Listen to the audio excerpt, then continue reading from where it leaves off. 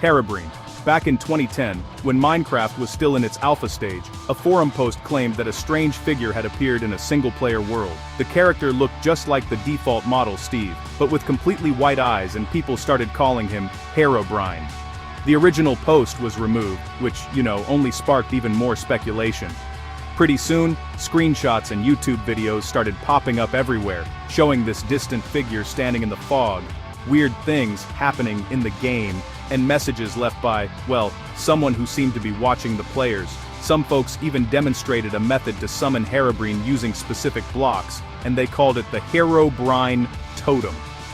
Tons of people tried to make the totem, but most said it just didn't work. Players also claimed Herobrine created these unnatural structures, things like ocean pyramids, leafless trees, and long tunnels carved right through mountains. As the story spread through 2010 and 2011, the legend just kept growing. Rumors started swirling that Herobrine was actually the ghost of the deceased brother of Minecraft's creator, Notch, and that he haunted players' worlds. There wasn't any evidence to back up this theory, but honestly, it spread super fast among players who came across the story online. Notch himself addressed the rumors directly on his Twitter account, saying he had no brother and that Herobrine was never part of the game's code. But, even so, the legend kept growing. Herobrine even showed up in the Minecon 2011 promotional banner, right there, with other game characters, and official patch notes kept including the line, "Removed Herobrine." Even though it was meant as a joke, a lot of players took it as confirmation that the figure had once existed in the game. Combined with all the forum discussions, screenshots, and fan videos, these moments really kept Herobrine at the center of online conversations. Happy Tree Friends. In 1999, a web animation called Happy Tree Friends showed up online. At first it looked like just another harmless children's cartoon. The characters were these colorful forest animals, and the animation style was really bright and simple. But, the series quickly got a reputation for doing the exact opposite of what its visuals suggested. Each episode followed kind of the same structure. It'd start off with ordinary, cheerful situations, friends hanging out, doing simple daily activities, playful little interactions, and then, suddenly, a small mistake or accident would set off this totally exaggerated chain reaction. The end result? Extreme, over-the-top cartoon violence. The contrast between the cute character design and the sudden graphic outcomes became what the show was known for. Because of this sharp contrast, a lot of first-time viewers were totally caught off guard. Some people who found the series, when they were young later, said they felt pretty disturbed or uncomfortable, especially if they were expecting a normal kids' cartoon. That unexpected shift from innocence to chaos created a strong reaction, and for some viewers, those first impressions stuck with them for years. The episodes were short and fast-paced, which made them super easy to share. Back in the early days of internet video platforms, viewers knew something was going to go wrong, but they never knew exactly how. That unpredictability kept people watching. The formula barely changed, but the shock value and timing gave each episode its own impact. Lavender Town. It's one of the best-known places in Pokémon Red and Pokémon Blue, which came out in 1996. In the game, it's this small town centered around the Pokémon Tower, a place where Pokémon are laid to rest. Compared to the bright and cheerful vibe of most areas in the game, Lavender Town feels noticeably different. The atmosphere is quieter, the theme is darker, and the background music is slower and more haunting than the rest of the soundtrack. Over time, this difference led to the creation of a popular internet legend, often called the Lavender Town Syndrome. According to the story, the original Japanese version of the game supposedly had a version of the Lavender Town music that caused headaches, anxiety, or other weird reactions in kids who played it. Some versions of the legend even claimed the sound used extremely high-frequency tones that adults couldn't hear, but that made younger players uncomfortable. The story spread quickly across forums, creepypasta websites, and video platforms in the late 2000s and early 2010s. As the story got more attention, new details were added, like claims about altered game files, mysterious patches, and removed sound frequencies. These additions made the legend feel more complex and believable, even though the original claims were never backed up by evidence. In reality, there's no confirmed record that the music in Lavender Town caused the effects described in the legend. The soundtrack for the original games was composed by Junichi Masuda, and there's no documentation suggesting the music had any harmful frequencies.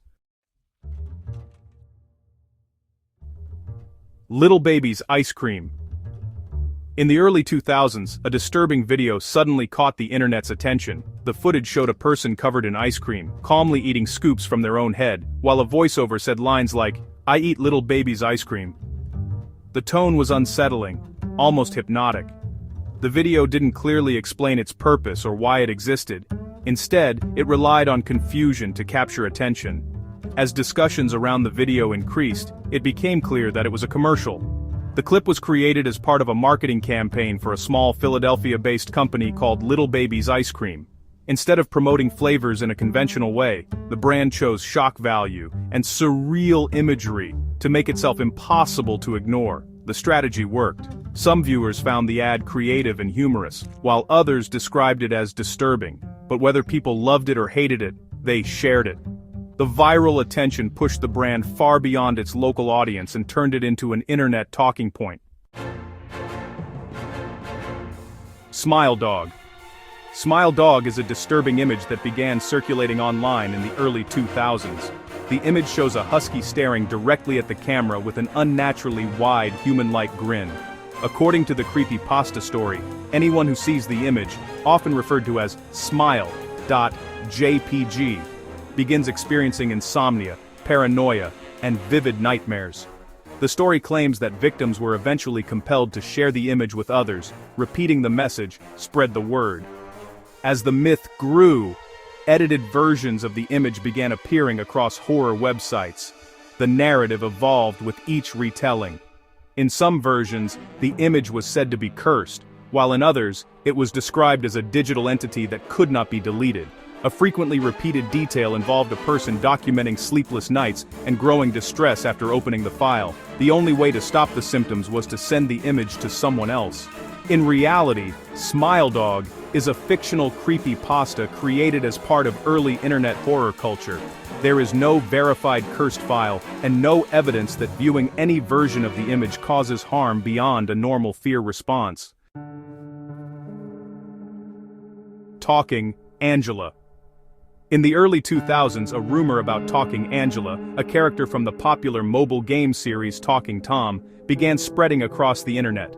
According to the rumor, if players looked closely at Angela's eyes in the game, they could supposedly see reflections of a person or a room behind the screen. Posts on social media warned parents that the app was secretly recording children, or that someone was watching through the character's eyes. As this story went viral, screenshots began appearing online that seemed to show shapes or silhouettes. Many people shared these images as proof, even though the pictures were often low quality or heavily zoomed in. Because the app was designed for children and allowed simple, chat interactions, the rumor quickly turned into a broader fear about online safety and privacy. The story was widely discussed on platforms such as Facebook and YouTube, and was even mentioned in news reports. Warning posts encouraged parents to delete the app immediately. In some versions of the rumor, the claims became more extreme, suggesting that strangers could communicate with children through the chat feature or observe them through the device's camera. However, investigations into the claim found no evidence that the app contained hidden surveillance features. The developer Outfit 7 publicly stated that the rumors were false and that the reflections people believed they saw were simply part of the character's animated eye design.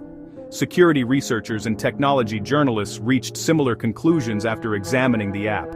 Slenderman Man. Slenderman Man is often described as a tall, unnaturally thin figure, wearing a black suit and a completely blank face. He typically appears in forests or empty areas, standing at a distance partially hidden in the background of photos.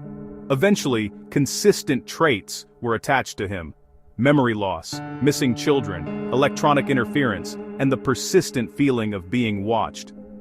The legend began spreading in 2009 when images and short captions introduced the character online. As the story circulated across forums and early social media platforms, more users contributed additional sightings, images, and descriptions. Over time, the repetition of the same details across different posts made the story feel increasingly real to some audiences. In reality, Slenderman was created during a Photoshop contest on something awful. A user named Eric Cudson, known as Victor Surge, digitally inserted the faceless figure into black and white photographs and added short captions about missing children.